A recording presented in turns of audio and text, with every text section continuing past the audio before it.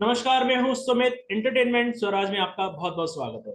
आज हमारे साथ में है बॉलीवुड एक्टर प्रवीण डवाजी। चलिए हम आपको उनसे मिलवाते हैं। सर, बहुत बहुत धन्यवाद उनसे जुड़ने के लिए। नमस्कार जी और थैंक यू मुझे बुलाने के लिए बहुत बहुत थैंक यू। सर, मैं आपसे ये पूछना चाहूंगा कि आपकी जो टीम है प्रो पंजा लीग, जो कि रेसलिंग लीग है आपकी, तो अब एकदम। Arm wrestling. Arm wrestling. Okay, तो अब एक्टिंग छोड़कर मतलब लीग की तरफ आप जा रहे हैं, इसका रीजन क्या है? छोड़ के नहीं जा रहे हैं। ये एक पैशन स्पोर्ट्स का हमेशा रहा है। और आप देखिए कि लोग काफी बोलते हैं कि यार एक्टरों को भी कुछ ना कुछ और देना चाहिए, तो ये एक हमारा, आप कह सकते हैं, सोसाइटी की तरफ, इंडियन सोसाइटी की तरफ एक कंट्रीब्यूशन है कि हम जो एक ऐसा स्पोर्ट है जिसको अभी तक किसी का सपोर्ट नहीं था, उस स्पोर्ट को, आर्म रेसलिंग का, पंजे का, जो सब जानते हैं उस स्पोर्ट को, लेकिन किसी का सपोर्ट नहीं था, उस स्पोर्ट को हम सपोर्ट करना चाहते हैं। और उस स्पोर्ट को ऑलरेडी हमने काफी हद तक काफी बड़ा बना दिया है इंडिया में। और बाहर वाले भी हमारे बारे में बोल रहे हैं कि इंडिया में जो प्रो पंजा लीग है वो world's one of the best है। तो यही आइडिया था कि एक हमारा कंट्रीब्यूशन होना चाहिए स्पोर्ट्स के जरिए। एक्टर तो मैं बाद में बना, उससे पहले हमेशा ऑफ कोर्स स्पोर्ट्स से जुड़े हुए थे। मैं बास्केटबॉल टीम में भी था, कराटे ताइक्वांडो भी करता था बचपन में, किक बॉक्सिंग। तो एक स्पोर्ट से हमेशा लगाव था स्कूल कॉलेज में। और इसलिए सोचा कि अभी वापस कुछ स्पोर्ट्स के लिए करना चाहिए हमारे इंडियन सोसाइटी के लिए। बट बॉलीवुड के कई एक्टर्स अब लीग की तरफ रुख कर रहे हैं, उसका रीजन क्या है वैसे? बाकियों का तो नहीं मालूम। हमारा जो रीजन है वो आपको बताया कि हम सिर्फ क्या है, बाकी लोग मेरे ख्याल से कुछ टीम्स वगैरह इधर उधर खरीदते हैं, टीम्स का हिस्सा बनते हैं। हमने पूरा लीग शुरू किया है। हमने सिर्फ टीम नहीं खरीदा, टीम्स अभी वो बेचने शुरू करेंगे। हमने पूरा पूरा लीग का वो चालू किया है। और अब तक ऑलरेडी हम 5-6 बहुत बड़े इवेंट्स कर चुके हैं। जो लास्ट वाला कोर्स ग्वालियर में जो हुआ, ग्वालियर फोर्ट के सामने बहुत बड़ा इवेंट हुआ। और अभी हमारा लीग भी की तरफ हम जा रहे हैं और लीग भी चालू होगा। तो हमारा जो मकसद है, जैसे हमने बताया आपको, कि एक स्पोर्ट को सपोर्ट करना, जिसके पास अभी उसका कोई है नहीं, उसका कोई माए बाप नहीं था। तो मैंने कहा उसको हम अडॉप्ट कर लेते हैं। और इसके लिए जो भी हो सकता है हम करने की कोशिश कर रहे हैं। और इंडियन आर्म रेसलिंग फेडरेशन है जो जो कि इस स्पोर्ट को अभी तक एमेच्योर लेवल पे चलाती थी, और उनके साथ हमने टाई अप किया है ये स्पोर्ट को आगे बढ़ाने के लिए। सर, ये वास्तव में मतलब एक लगाव है कि एक तरीके से एक बिजनेस पॉइंट ऑफ व्यू है? देखिए, बिजनेस तो आगे जाके बनता है। करेक्ट, शुरुआत में तो ये हमारे लिए रिस्क है, इसमें हमने काफी पैसा डाला है। आएगा या नहीं आता है वो तो बात की बात है, और हमेशा वो रिस्क होता ही है। करेक्ट, ऑफ कोर्स कोई नहीं चाहता कि उसके पैसे ना आए, वो सब चाहते हैं कि उस चीज से पैसे बने। लेकिन हमेशा वो एक रिस्क होता है, कोई भी बिजनेस खोलना, कोई भी बिजनेस श्योरिटी नहीं होती। अगर श्योरिटी होती तो सब कर रहे होते। जैसे कि फिल्म्स है, फिल्म्स में भी आप कह सकते हो कि अच्छा, लोग पैसे कमाने आते हैं, कमाने तो आते हैं, लेकिन उनके पैसे भी लगते हैं शुरुआत में, और वो रिस्क तो है ना। कोई भी फिल्म चलने की कोई ये तो है नहीं कि गारंटी होती है कि ये फिल्म चलेगी ही चलेगी। करेक्ट। तो सेम चीज है ये स्पोर्ट में, कि हम एक अपने तरफ से एक रिस्क ले रहे हैं इसमें इन्वेस्ट करके। लेकिन हमें लगता है कि ऑफ कोर्स कोई भी ये सोच के तो आगे बढ़ता नहीं है कि वो चीज नहीं चलेगी। लेकिन हमको ऑलरेडी जो फीडबैक मिला है वो बहुत ही अमेजिंग है। लास्ट मंथ में ही हमारे सोशल मीडिया पे 55 मिलियन व्यूज आए। तो एक बहुत बड़ी चीज है ग्वालियर इवेंट के बाद। तो ग्वालियर इवेंट से हमारा बहुत बड़ा, यू कैन से, धमाका मचाया हमने सोशल मीडिया पे, जिसकी वजह से 55 मिलियन व्यूज हमारे एक महीने में ही हमारे इवेंट के अलग अलग वीडियोस पे आए हैं। बट बिजनेसमैन के बाद हम आपको एज ए डायरेक्टर प्रोड्यूसर बनते हुए कब देखेंगे?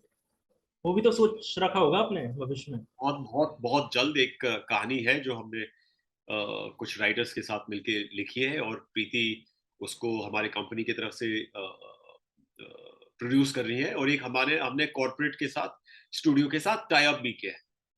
तो बहुत जल्द आप कह सकते हैं वो उसका भी न्यूज और खबर निकलेगा। हम सबसे पहले एक्टर और फिल्म इंडस्ट्री में, ऑफ कोर्स स्पोर्ट्स इंडस्ट्री में भी अभी लगे हाथ है। और ये सब टाइम मैनेजमेंट से होता है कि दोनों चीजें आप पूरी जी जान से करें, तो उसमें टाइम मैनेजमेंट काफी जरूरी है।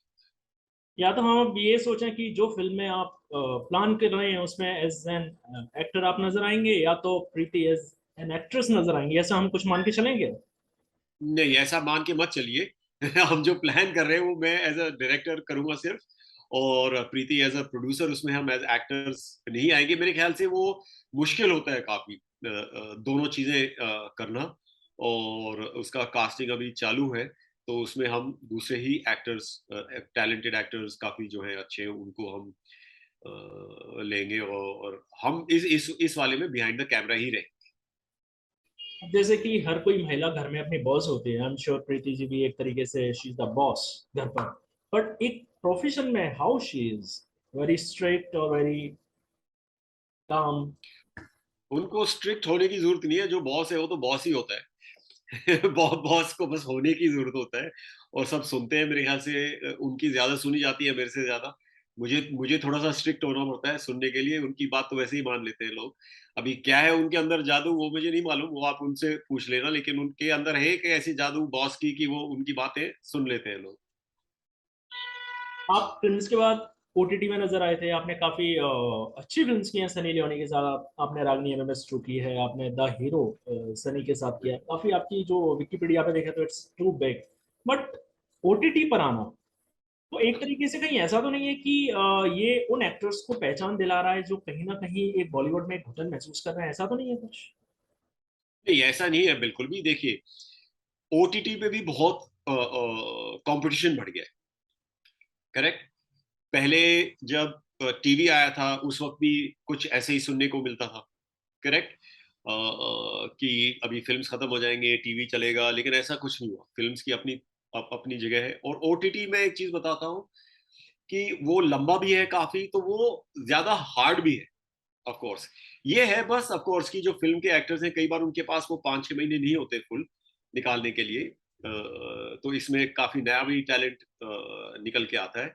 लेकिन आप देखिए कि उसमें फिल्म वाले ही काफी आते हैं। जो 2 प्रोजेक्ट मैंने अभी फिलहाल जो मेरे रिलीज हुए हैं, एक हॉस्टेजेस था जो मैंने रोनित रॉय और टिस्का उसके साथ किया था, और उसको डायरेक्ट किया था सुधीर मिश्रा जी ने।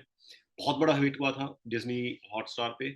और मैंने जी के लिए state of siege temple attack किया है अक्षय खन्ना के साथ। और आर्मी के ऊपर जो one of the favourite roles है मेरा, जो मैं एक आर्मी ऑफिसर बना।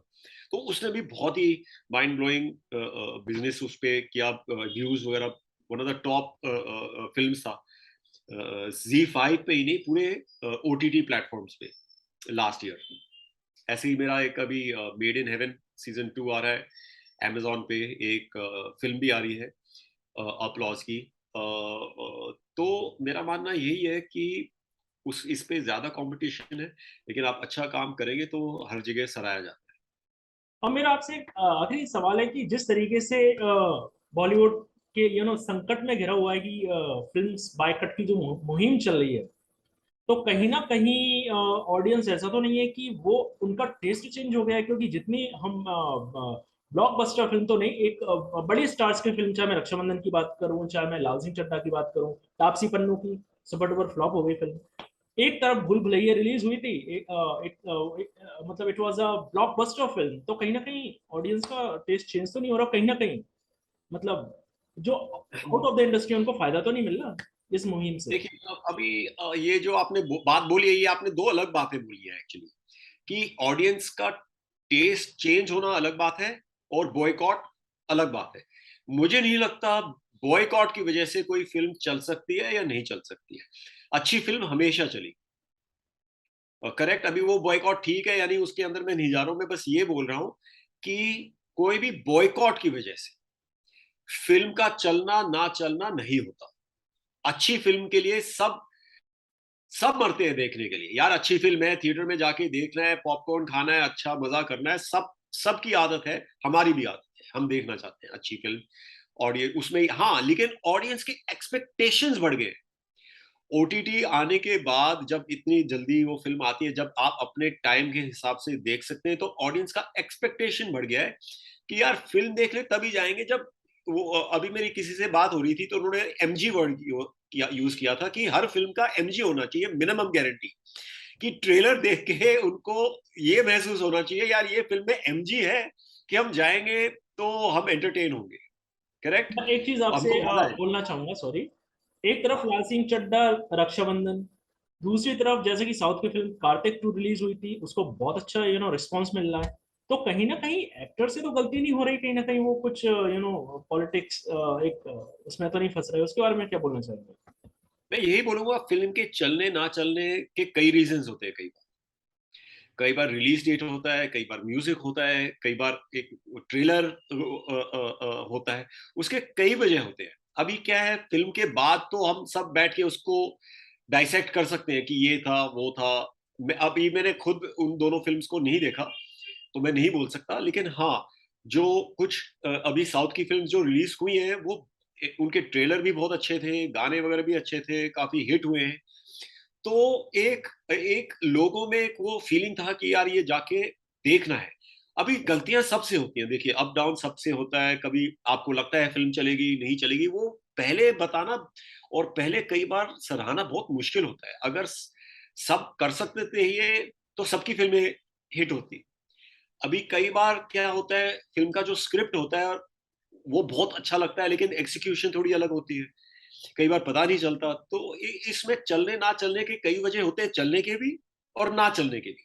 At the end of the day, चलना या ना चलना ऑडियंस के उसके जो फीलिंग आती है उनको ट्रेलर देख के या फिल्म रिलीज होने के बाद, उससे है। लेकिन ये एक बहुत ही टेम्परेरी फेज है मेरे ख्याल से, जिसमें अभी लोग, ऑफ कोर्स जैसे आपने बताया, भूल भुलैया भी बहुत बड़ी हिट हुई थी, उसमें गाने भी अच्छे थे, वाइब भी अच्छी थी। तो ऐसा नहीं है कि मेरे ख्याल से कि कोई फिल्म ऐसे आएगी जिसको लोग देखना चाहेंगे और फिर भी नहीं देखेंगे। आप समझ रहे हैं ना मैं क्या कह रहा हूँ? कि बॉयकॉट की वजह से कोई भी फिल्म चल सक उसका चलना या ना चलना उस चीज के ऊपर नहीं है। मेरे हिसाब से अच्छी फिल्म देखने जरूर जाएंगे लोग। और ये जो है, लोग भी देखिए, हमेशा प्रोड्यूसर डायरेक्टर ऑडियंस के टेस्ट को जानने की कोशिश करते हैं, करेक्ट? यार अभी उनको अच्छा क्या लग रहा है, उसके हिसाब से हम कुछ बनाए। लेकिन ऑडियंस की टेस्ट भी चेंज होती रहती है। और ऑडियंस की टेस्ट भी, अभी क्या है, ऑडियंस की टेस्ट, अच्छी फिल्म मिलेगी तो वो देखने के बाद ही आपको पता चलेगा ना कि यार ये अच्छी है। तो उसको पहले से बताना कि यार ऑडियंस की टेस्ट कैसी होगी, वो एक मैजिक फॉर्मूला है जो सब उसको ढूंढने की कोशिश करते हैं। लेकिन वो कोई फिक्स फॉर्मूला नहीं है कि यार ये फॉर्मूला है। तो वो हमेशा ऑडियंस की टेस्ट चेंज होती रहती है। फिल्म वाले तो सिर्फ सिर्फ उसको गैस कर सकते हैं। कई बार वो गैस ठीक निकलता है और कई बार वो गैस ठीक नहीं निकलता। प्रवीण जी, हमसे जुड़ने के लिए बहुत बहुत धन्यवाद। Thank you. थैंक यू आज सर, वेरी मच। आज के लिए बस इतना ही। मिलते हैं जल्द एक नए शख्स के साथ। नमस्कार।